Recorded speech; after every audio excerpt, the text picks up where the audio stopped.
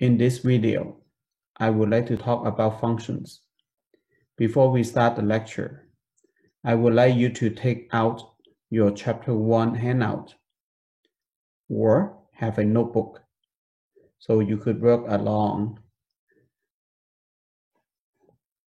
If you don't know where to find the handout, let me show you.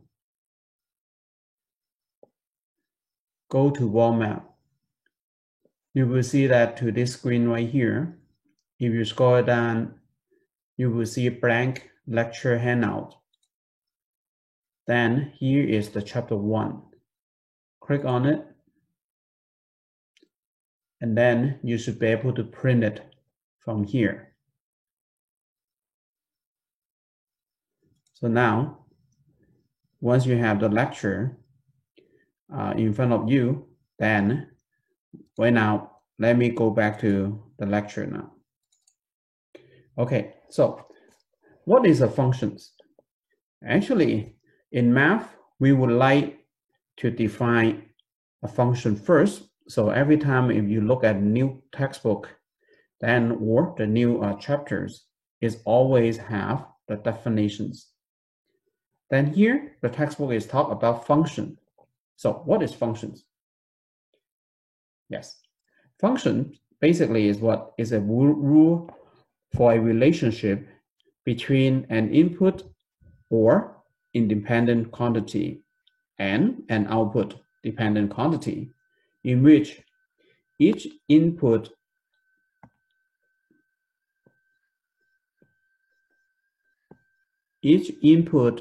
values uniquely determine one output values. That means what? Is actually is one input corresponding to one output. This is the idea about functions. We said the output is a function of the input. A function may be defined by a set of ordered pairs, a table, a graph, or an equations. Okay, so now you will see that a lot of time we are talking about set. Okay, let's think about this. What is set in math? Yes, okay. Set in math basically is what? Essentially is said that here, okay, a set is a collection of objects. Okay. So again, just say that a set is a set of collections of objects. So therefore, next time if I told you that, oh, I have a set of all inputs, what does this mean? It means that we have a collections of all inputs. This is what it means by a set of all inputs. Okay. Okay, then now let's think about this now. Okay. So here, what we are going to do is we would like to talk about a function now. Okay. Now let us consider that function basically is kind of like a machine. Okay. A machine is look like what? We have an input. We put it in the machine. We call it a function rule. And then when we have something put it into the machine, then we will have something is going out. Okay, we call this the output. Okay, so then this is actually is the idea about functions. Okay, now usually in math, we would like to use the independent variable x to represent the input, and then dependent variable y to represent the output. Okay, and let's think about this here. This example. Think about this. If in this case right here, I have a set of inputs. In this case, my inputs, I only have 3 numbers, -2, 0, 2. I go through the function rule, the machine. We would like to double the input. Okay, now, if we want to have -2 as the input, if we double the input, then it will be what? Right, -4. Okay. If the input is 0, then of course if we double the 0, must be 0. If the input is 2, then of course right now the output must be 4 then. Okay, go back to the definitions. You will see that each input determine one output. So -2 determine -4, 0, 0, 2, 4. One input, one output. Okay. Now we could actually talk about a functions, and then we would like to use an ordered pair to represent the functions. Okay. So, and then you know that the ordered pair basically is what the input is -2, the output is -4, the input is 0, the output is 0, the input is 2, the output is 4. Well, ordered pair, right? We could also use a table to represent a functions. You know that the table is what? We have x, y. Here, the input is -2, the output is -4, the input is 0, the output is 0, the input is 2, the output is 4, right? So then, again, you will see that we could use a table to represent functions. We could use what? We could use graph to represent functions, okay? Okay. When you try to graph it, we have the x-axis, we have the y-axis. The origin is 0. And then now, let us put some scale on the x-axis.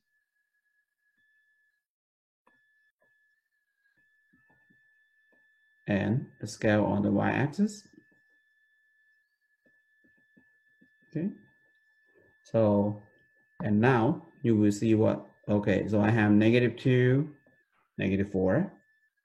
I have 0, 0. I have 2 and 4. Well, again, you will see that we could use graph to represent the functions. Okay. And then now the last one, we could actually use an equation to represent the functions. Okay. Now let us look at this example right here. Double an input, double the input. How could we use an equation to represent a function now? Right. You could actually set up as what? Y equal to 2x. We could use an equation to represent a function. Okay. So this is basically is the idea about a function could be defined by a set of ordered pairs, a table, a graph, or an equations. Then now, we could actually talk about the domain and range of a function now. So what is domain? Basically, the domain is what? Is a set of all inputs. So in this case, you will see that to this example right here, the input, we have 3 numbers, is -2, 0, and 2. So therefore, in this case, what we could do here is we could use a set notations to represent the domain now. Okay, so what is the set notations? We are using the braces, and then we write down the number. Okay, that's it. So this is the domain of this function, which is -2, 0, and 2. And of course, you will see that the range is what? The range is -4, 0, and 4. Remember, when you try to write the domain and range, we would like to use a set notation to represent it. So what does this mean? It means that we have a list of numbers encoded by braces. Okay. Okay, so now let us look at our first example now. The example is that is the 3 points, right? It's a set of 3 points, 1, 3, 2, 3, and 3, 3, a functions. Okay, then how do we actually do this? Then I would like to use a mapping. So what does this mean? It means that it's kind of like this one right here. Okay, so we would like to write down the input is 1, 2, and 3, and the output is what? I only have a single number, right? The output is 3. Okay, and then now let's try to use the arrow. 1, the output is 3. 2, the output is 3. 3, the output is 3. Okay, is this a function then? Okay, now we have to go back. Remember, the definition of function is what? Is one input corresponding to exactly one output. So let's think about this. To the number 1, how many output corresponding to this input? Only one output. The number 2, only one output. The number 3, only one output. Well, yes, it is a function then. So therefore, to this one, if I have a set of all 3 numbers, 1, 3, 2, 3, and 3, 3, okay, then now this is actually we could use the mapping technique, right? And then show that this is the functions. Okay, so now it is your turn. Go ahead and think about number 2, number 3, and number 4. Okay, you could pause the video and then to work it out the problem. Okay, so now let's talk about the solution to this one now. Okay, now is 3 points, 3, -1, 3, -3, 3, 4, a function. Okay, so then let's draw it out. Okay, so to this one right here, again, you will see that my input is 3, and then to my output is what? Is -1. So 3 to -1. And then now is 3 to -3 and 3 to 4. Okay. So now, is this a function now? Go back to the definitions.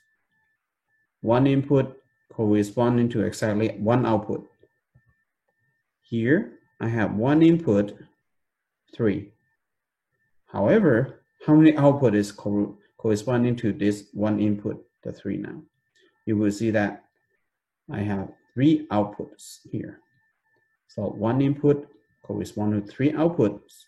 Well, of course, it is not a function now. Okay. Oh. Okay, so now let us look at the next example, number 3. If y equal to x squared, is y a function of x? Okay, so in this case, now again, when you read this problem right here, if the problem is y like this, is y a function of x? So in this case, y is what? Is the output, and x is the input. Okay, so this variable x has an input then. Now to this one right here, we would like to use what? Table. Okay, let us use a table to talk about this equation then. So to this equation, y equal to x squared, then because again, you will see that if I use a number for x, then I'm going to square it. So why don't I select some number for x? Okay, so in this case, then if my input is -1, if x is -1, then you know that -1 squared is what? It's 1, right? 0 squared is 0, and 1 squared is 1. Okay, now look at this. Now you have what? One input corresponding to exactly one output. Okay, -1 corresponding to 1, 0 corresponding to 0, and 1 corresponding to 1. Kind of like this example right here. So therefore, in this case right here, wow, we have what? To this one right here, yes, it is a function. Okay, I know that some of you actually got this right? Okay. Okay, then now let us look at the next example, number 4 now. Is that right here? If y squared equal to x, is y a function of x? Okay, so again, now I create a table. I put x and y.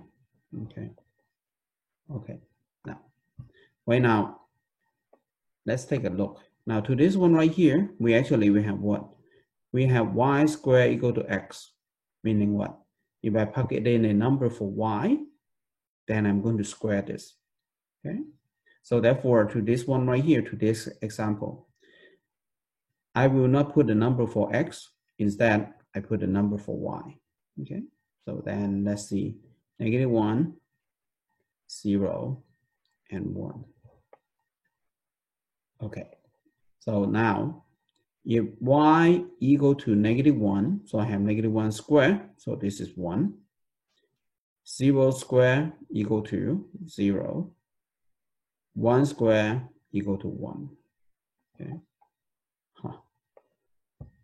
You will see what happened here is this caused the problem now.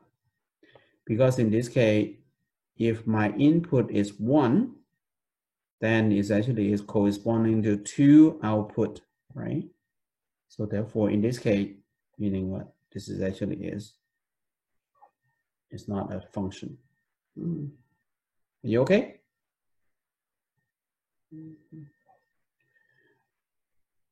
Okay, so now, if you have any questions, make sure that you could send me an email, okay? And my email address is actually in the wall map, okay? Okay, anyway, now let us look at the next thing that I would like to talk about. It's a one-to-one function. So what is one-to-one function? Here is the definition.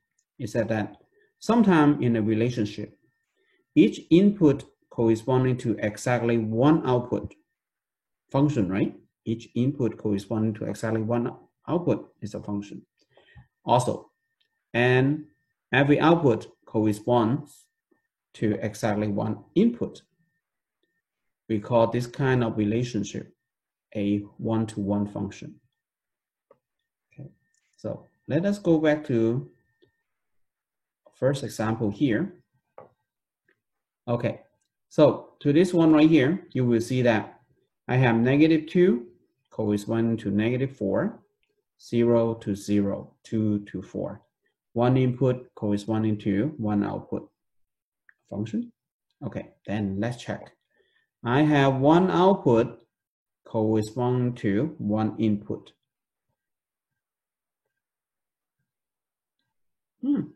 So meaning what? This is the example of one-to-one.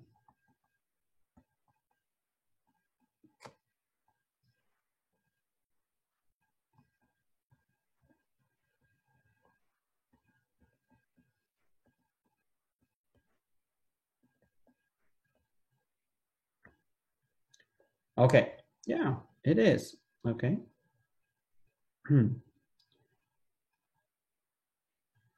Okay, then now let's check this out, okay? I would like you to actually take a moment to do number 5 and number 6, okay?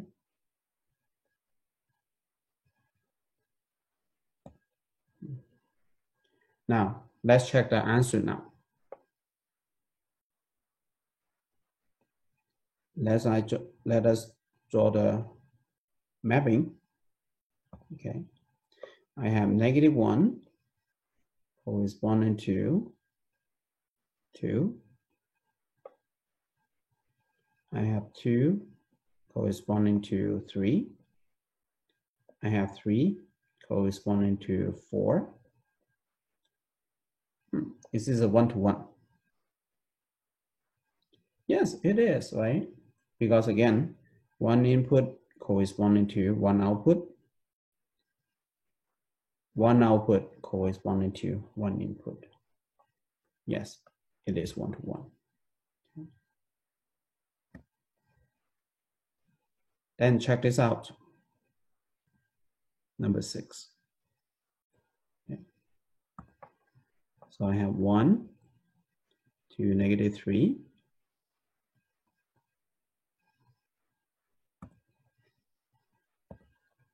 I have 2 to 3.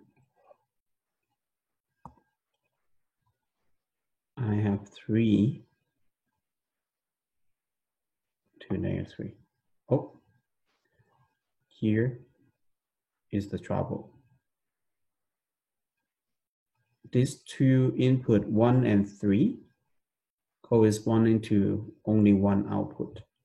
So therefore, in this case, in other words, this output right here is what has two inputs then. So therefore, in this case,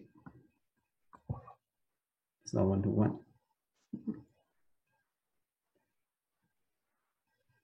Sometimes you will feel that, wow, using a mapping kind of hard to do, right?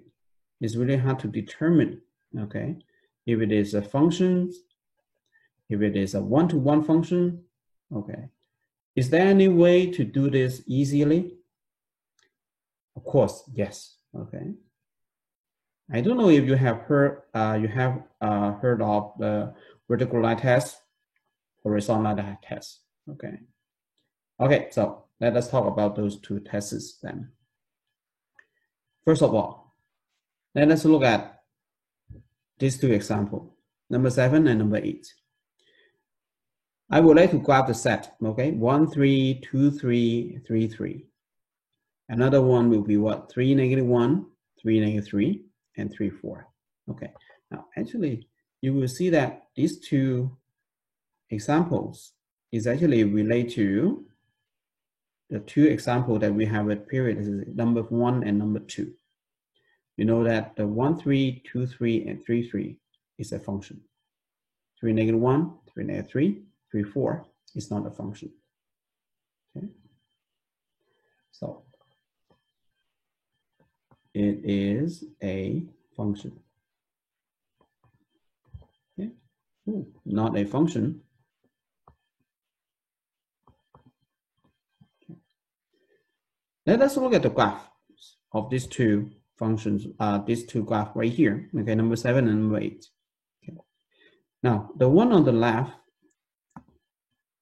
if we draw a vertical line, go through the point,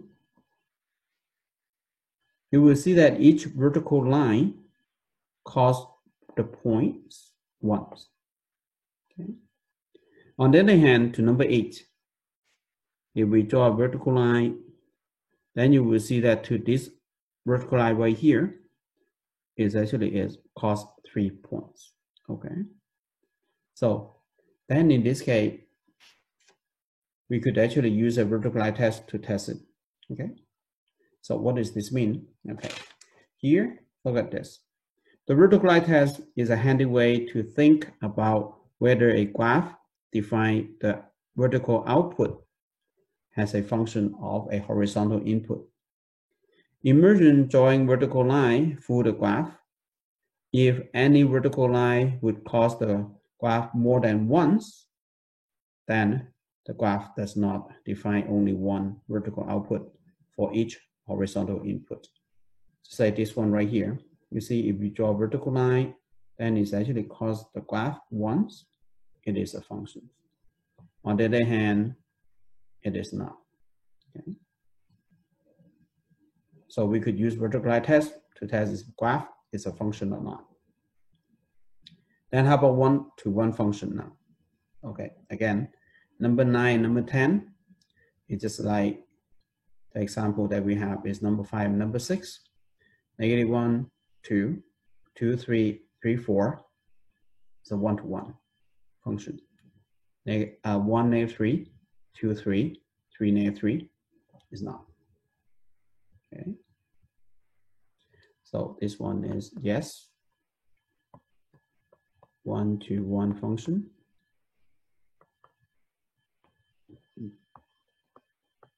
This one is not. Okay. Now, you will see that to this one right here, these two graphs right here, they are functions. The reason is they pass the vertical line test. Okay. Okay, so now let us draw a horizontal line.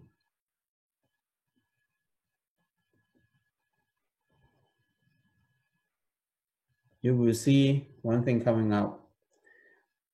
If I draw a horizontal line to the graph on the left, then look at this. It actually is cos the point 1. However, the one on the right is not. Okay. Horizontal line test, once you have determined that a graph defines a function, an easy way to determine if it is one-to-one function is to use the horizontal line test. Draw a horizontal line through the graph. If any horizontal line crosses the graph more than once, then the graph does not define a one-to-one function. Just like this one. This one is a one-to-one function.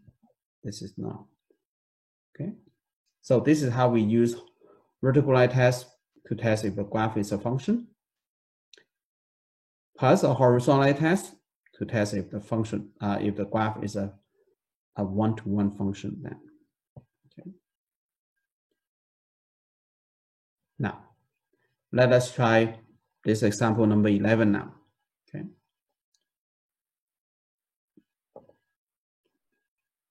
Let's check this. Okay. So you could actually again pause the screen and then work on those graphs, work on this problem right here. Okay. And then if you have any questions, then again remember to talk to me. Send me an email. Okay. We could make an appointment. Okay. So for example, like the first one here. Okay. Is this a function? Let's use the vertical line test, right? Okay. Oh. Yes, it's actually past the vertical line test, so therefore A, it is a function. Is it one-to-one? Of course not, because again, here you have what? You have a infinitely many points, right? So therefore, in this case, this is not one-to-one. Okay. And how about this one? Is it a function? Yes. It's passed the vertical line test. However, it's failed the horizontal line test, right? Okay. Then to this one, is this a function? Of course not. Okay. Then is this one-to-one? Some of you actually feel that, wow, it is one-to-one because it actually is what? It actually is past the horizontal line test. Okay. However, there's one thing that is what? It must be a function first. in order to be a one-to-one function. Since it is not a function, then to this one right here, this is not one-to-one then, okay? Okay, so let us finish the rest now. So to D is actually is what? It is a function, but it is not one-to-one. To E, it is a function.